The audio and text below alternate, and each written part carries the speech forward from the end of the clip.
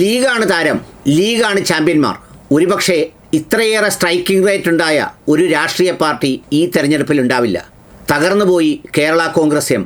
1-2 seat കിട്ടിയാലായി. എന്നാൽ തലയുയർത്തി നിൽക്കുകയാണ് മുസ്ലിം ലീഗ്. എല്ലാ അർത്ഥത്തിലും കരുത്തോടെയാണ് അവർ ഈ തെരഞ്ഞെടുപ്പിന് തയ്യാറായത്. അഭിനന്ദനങ്ങളുണ്ട് സാദിഖ് അലി ശിഹാബ് തങ്ങൾക്കും ഒപ്പം ടീം ക്യാപ്റ്റൻ PK കുഞ്ഞാലിക്കുട്ടി എന്ന ഒരുപാട് രാഷ്ട്രീയ ചരിത്രത്തിൻ്റെ പിന്നാമ്പുറങ്ങളിൽ സാന്നിധ്യം കൊണ്ടും കരുത്തുകൊണ്ടും തീരുമാനങ്ങൾ കൊണ്ടും മുന്നിൽ നിന്ന് നയിക്കാൻ കെൽപ്പുണ്ട് തൻ്റെ പൊതുപ്രവർത്തനത്തിനെന്ന് തെളിയിച്ച PK കുഞ്ഞാലിക്കുട്ടി സാഹിബിന്.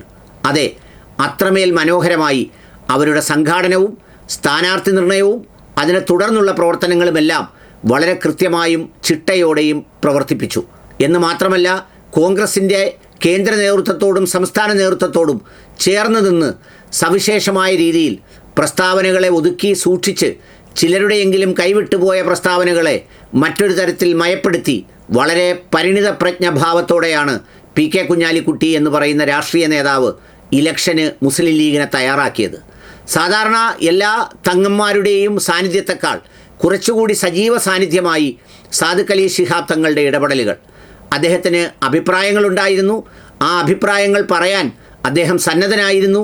ആ അഭിപ്രായങ്ങൾ പറയുന്ന വേളകളിൽ അദ്ദേഹം പങ്കുവച്ചിരുന്നു. അതെ, അങ്ങനെയാണ് മുസ്ലിം ലീഗ് ഇത്രയും വലിയ സ്ട്രൈക്ക് റേറ്റോടുകൂടി ഈ തിരഞ്ഞെടുപ്പിൻ്റെ സജീവ സാന്നിധ്യമായി മാറുന്നത്.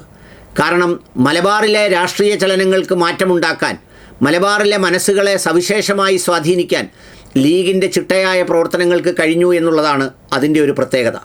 അത് ലീഗ് എന്ന രാഷ്ട്രീയ പ്രസ്ഥാനത്തോടൊപ്പം അതിൻ്റെ സേവന പ്രവർത്തനങ്ങളുടെ ഭാഗമായുള്ള CH സെൻ്ററും അതോടൊപ്പം പ്രവാസി സംഘടനകളുടെ കൂട്ടായ്മയായ KMCCയും ഒക്കെ അവരൊക്കെയും ആത്മാർത്ഥമായി ഓരോ സന്ദർഭത്തിലും കേരളത്തിൻ്റെ ഓരോ സജീവമായ ഇടപെടലുകളിലും അവരുടെ സഹായഹസ്തങ്ങൾ, അവരുടെ ചേർന്ന് നിൽക്കലുകൾ അതൊക്കെയും മുസ്ലിം ലീഗ് എന്ന പാർട്ടിയെ കൂടുതൽ തിളക്കമുള്ളതാക്കി, സാമൂഹ്യ അംഗീകാരമുള്ള പാർട്ടിയാക്കി മാറ്റി.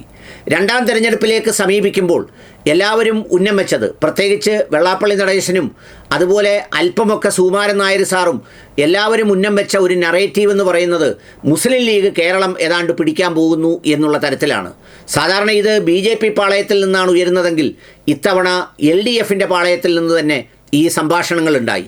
ജമാഅത്ത് ഇസ്ലാമി നയിക്കാൻ പോകുന്നു, ജമാഅത്ത് ഇസ്ലാമി വാരാൻ പോകുന്നു, ജമാഅത്ത് ഇസ്ലാമി എടുത്തുകൊണ്ട് പോകാൻ പോകുന്നു എന്ന തരത്തിൽ നിശബ്ദമായി ചില ആർട്ടിക്കിളുകളിലൂടെയൊക്കെ മുഖ്യമന്ത്രിയും ഇങ്ങേയറ്റം ബഹളം വെച്ചും ഒച്ചപ്പാടുണ്ടാക്കിയും വിജയരാഘവനെ പോലുള്ളവർ, AK ബാലനെ പോലുള്ളവർ എല്ലാവരും പ്രയോഗിച്ചപ്പോൾ സത്യസന്ധമായ രാഷ്ട്രീയ പ്രവർത്തനം നടത്തിയ മുസ്ലിം ലീഗ് പോലും ഒരു വേള തങ്ങളുടെ പ്രവർത്തനങ്ങളെ വളരെ ഏറ്റവും ശ്രദ്ധേയമായ രീതിയിൽ ഒരു സോഷ്യൽ ഓഡിറ്റിൻ്റെ സൂക്ഷ്മ ദൃഷ്ടിയിലൂടെ നോക്കിക്കാണാൻ നിർബന്ധിതമായി എന്ന് പറഞ്ഞാൽ അതിൽ യാതൊരു സംശയവുമില്ല.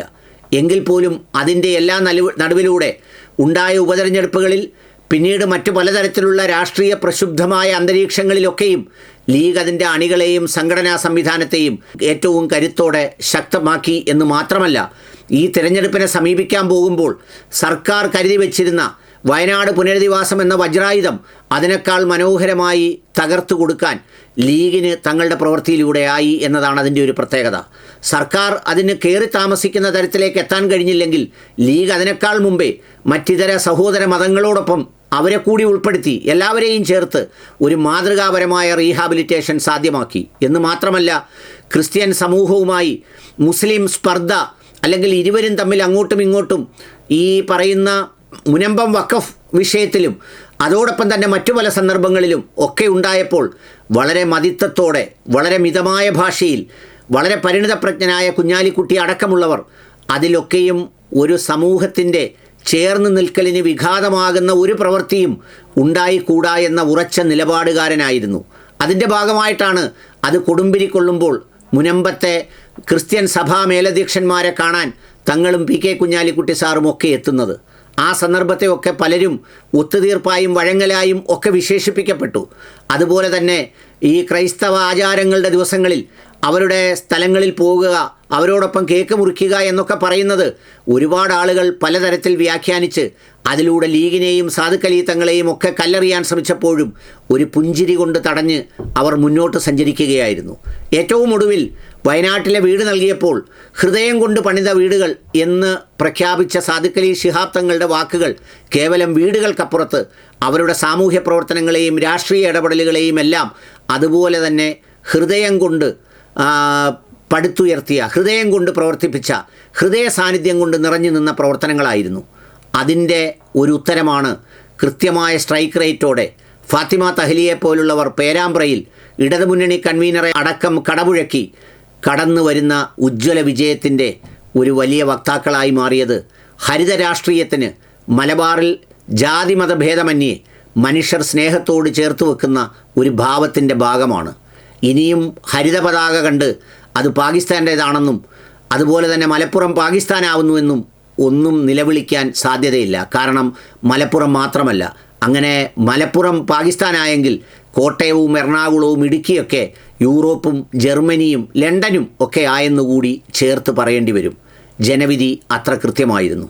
ഒരിക്കൽ കൂടി സാദിഖ് അലി ശിഹാബ് തങ്ങൾക്കും അതോടൊപ്പം ഇതിനെ ഏറ്റവും ശ്രദ്ധേയമായി നയിച്ച പി കെ കുഞ്ഞാലിക്കുട്ടി സാറിനും ഹൃദ്യമായ അഭിനന്ദനങ്ങൾ, ആശംസകൾ.